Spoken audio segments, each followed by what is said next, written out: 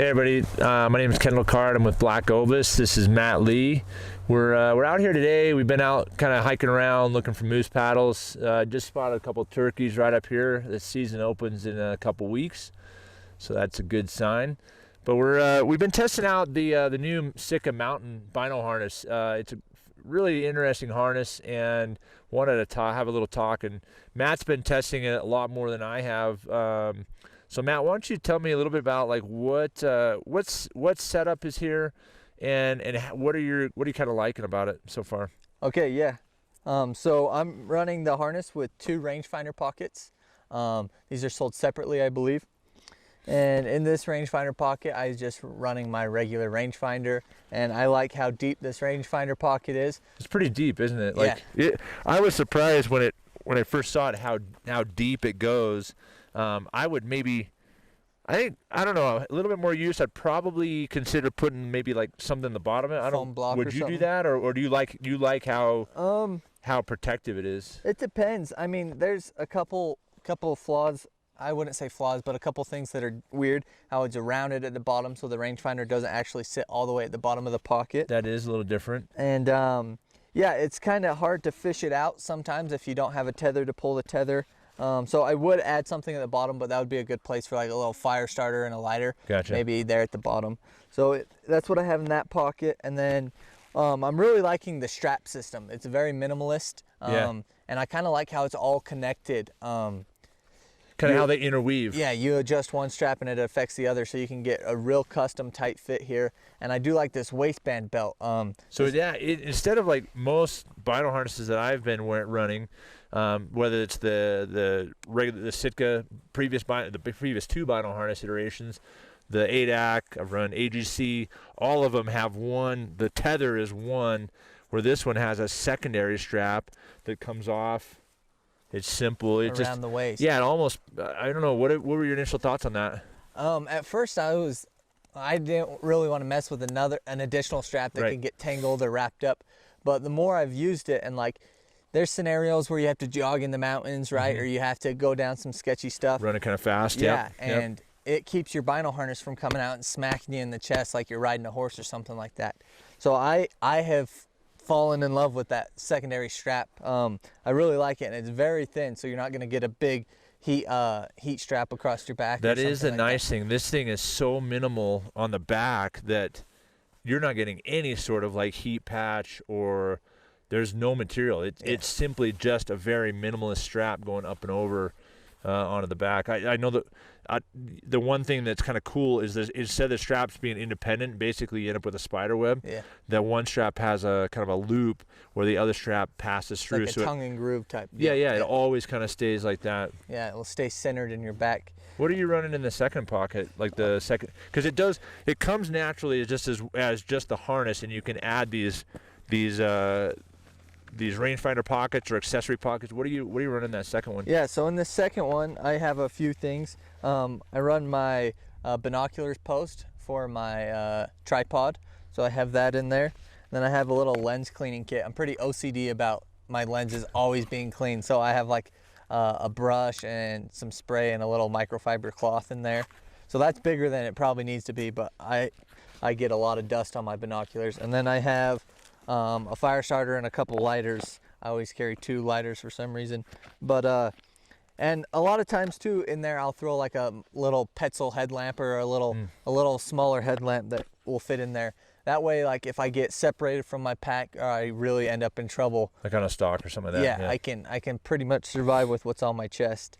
And then let's talk about the features of how this pack opens up. Yeah, pretty cool actually. So it's got a little tensioner here that has this little hook that hooks onto this loop down here. And it's got 2 different. I've noticed when setting, like right now I'm running these 10x42s, the BX5 standing amps from Leupold. Which one are you running right now? I'm running the Swarovski SLC 10x42s. And those are both of them are pretty small. I think these are just a little bit bigger than yours. Yeah. If I was running my like I can get the Vortex 12x50 razor, because it is a lot smaller and it comes all the way up. And then what I find is I'm latching it to that second one versus on the upper instead of the lower. So it's got two little pieces there. But you're running on the lower piece, yeah? Yeah, just to try and get this seal as tight as possible. Close it down, right? For water and dust purposes to repel that. One of the interesting things is your flap doesn't seem to stay up.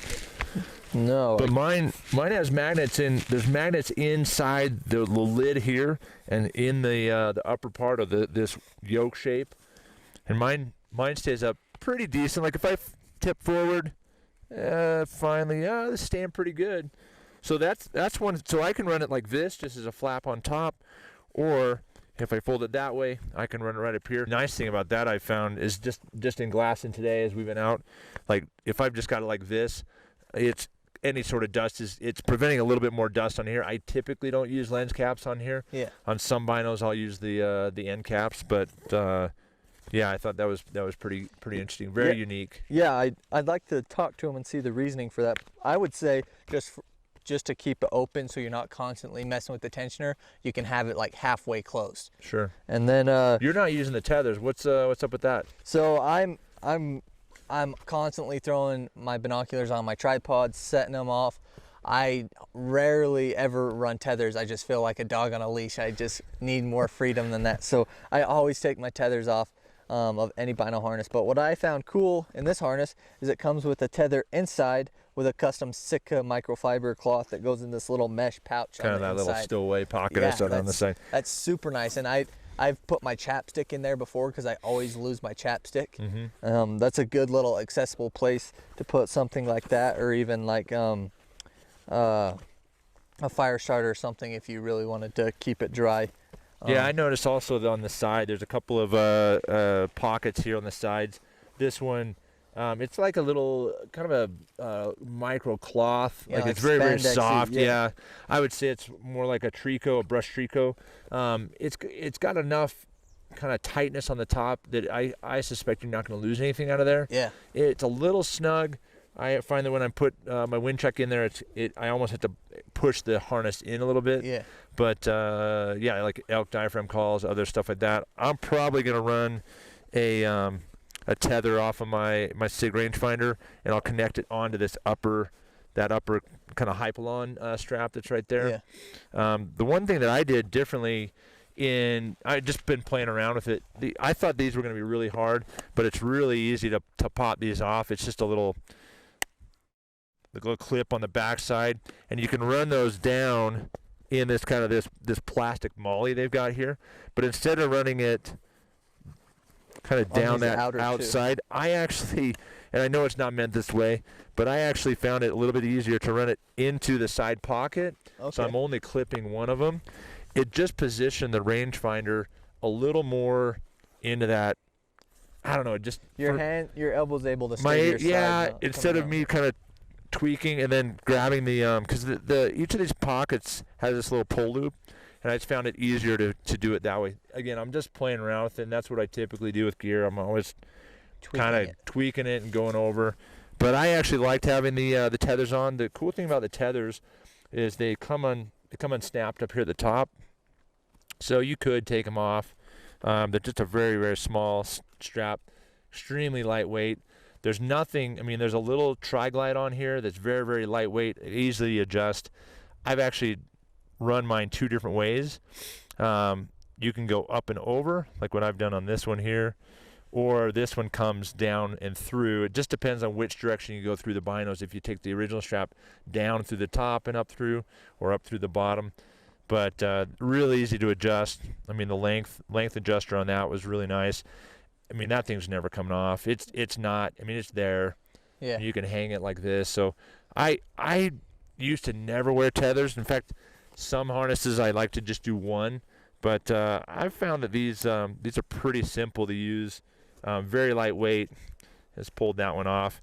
So a lot of times I'll just run a single rather than a double. I do like that it slides. What's kind of cool is this slides up and down. That is a nice feature. So it's not a like a fixed location, which most of them are. That slides here. So as you're going up like this, maybe you're in a valley bottom, you're glassing up. It's not pulling from this point down here. It's going to pull from a little bit higher Because you probably have there's probably 3 inches of slide on that right there. At least. So anyway, that I found these to be pretty sweet. Again, very, very simple and essentially non-existent as far as weight is concerned. So tell me about what's on the back side of this harness. So a couple cool things that I really love is it's got this compression pocket here, which Pretty is deep. Yeah, which is ideal for like a phone. You can throw a phone back there, no problem. And this is a large phone. And then so that's going to be nice on those cold mornings when it just keeps it against your body and warm rather than like in a draining pocket. your battery. Absolutely. And then it's got the zip pouch, which in my experience, this is a killer spot for like a little zip tie and a tag, a couple zip ties and a tag. So you always have your tag with you. But I love that compression pocket, that little zipper pocket. The one thing that's also neat, I could see that this, it's been colder weather, so we're here in the spring, but maybe like summer glassing, having all this, like this is a really soft, very micro fleeced, almost again, this is more probably a brush tricot, but it comes across the entire piece. So that might add a little bit of extra warmth on the against the chest on a super, super warm day. But overall, extremely soft and comfortable and very, very quiet as far as that back goes. Overall, the harness, I've liked it. I'd probably not run both of these pouches when I would be hunting, but shed hunting and just scouting right now, it's fine. And you're a guide in the fall. Do you think that even in the fall you would run both just to have some extra stuff, or do you find that you're always like carrying your pack with you and you're not going to need two pockets? I would never carry my like possibles pouch when I'm guiding. I'm usually close enough to a road or a trailhead that I wouldn't get in too much trouble, but on those big backcountry bonsai trips, I would definitely keep something that if I did get separated and needed a backup plan, that's what I would have. Another thing is this material, it's different material from the side pouches to the main harness. Absolutely, yeah, I noticed that too. Is kind of quiet. You could definitely tell that going through some brush would be a little bit noisy compared to like an 8-act Bino harness, but I'm sure there's some give and take there. I'm sure it's a little more water resistant. It is, definitely. And a little more durable than something as quiet. But it's not going to be a 100% waterproof or dustproof, and I don't think they made it that way or intended for it, but the only seam that I can see is like this little seam here. That could be a problem for a heavy rainstorm, or if you're on a four-wheeler, for example. A lot of guys hunt off of like a four-wheeler where dust is inevitable. Yeah, and these tops kind of fold out sometimes, so if you really want to kind of waterproof it a little more, you kind of just push them in after you latch it down, and that tightens that gap up quite a bit.